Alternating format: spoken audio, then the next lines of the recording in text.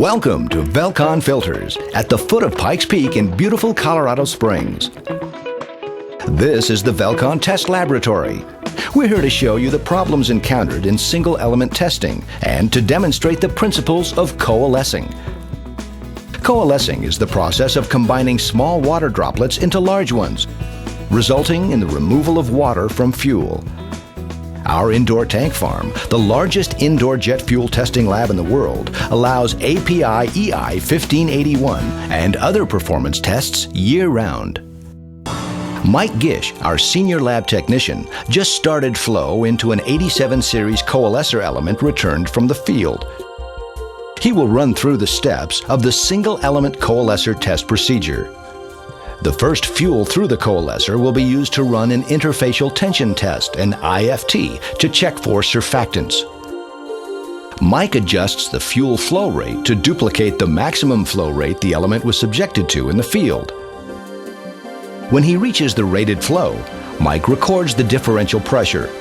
This easy check tells him if the coalescer is being plugged by particulate matter. Mike adjusts the water injection rate to 0.5% of the element's rated flow.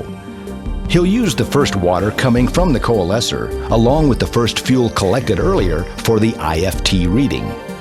When the first water appears from the coalescer, Mike observes the quality of the coalescing process. Is the water clear or discolored? Are the water drops uniform in size? Are the drops 1/8 of an inch and larger or smaller? This is good coalescing, with clear uniform water drops 1/8 of an inch in diameter or larger. This is poor coalescing. The water droplets are discolored, indicating that this coalescer is being disarmed by surfactants, even though the droplet size appears satisfactory. A low IFT reading will verify the presence of surfactants. This is called graping. When water droplets hold on to the coalescer sock too long, they get too large and fuel enters the droplets. Graping is caused by one of two things.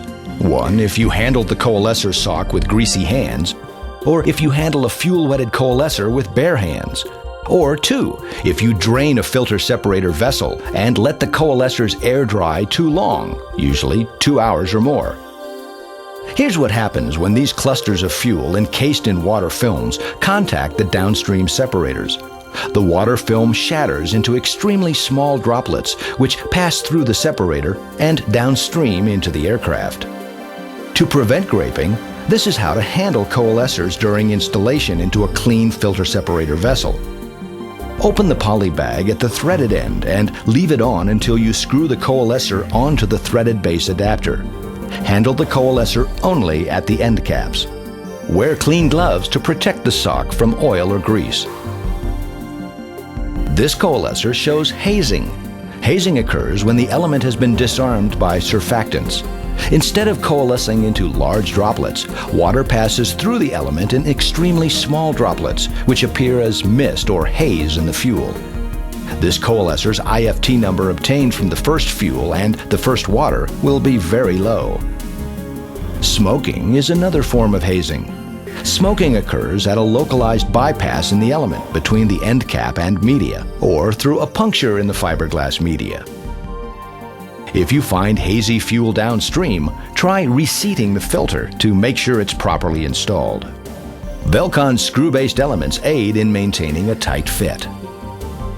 After the coalescing test, samples of the first fuel and first water from the coalescer are placed in a glass beaker for the IFT reading.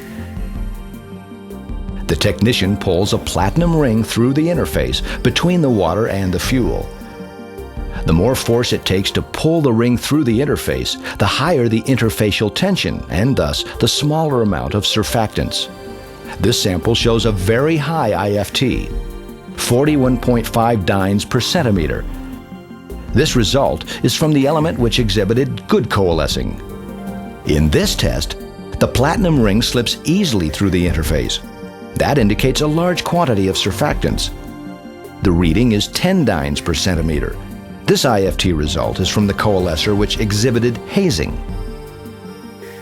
The single element coalescing test provides information about filter separator performance that cannot be obtained from the differential pressure readings. ASTM Manual 5, the Manual of Aviation Fuel Quality Control Procedures, goes into greater detail on single-element testing. As always, Velcon is here to help you deliver clean, dry fuel for air travel. We hope you'll call on us if we can serve you in any way.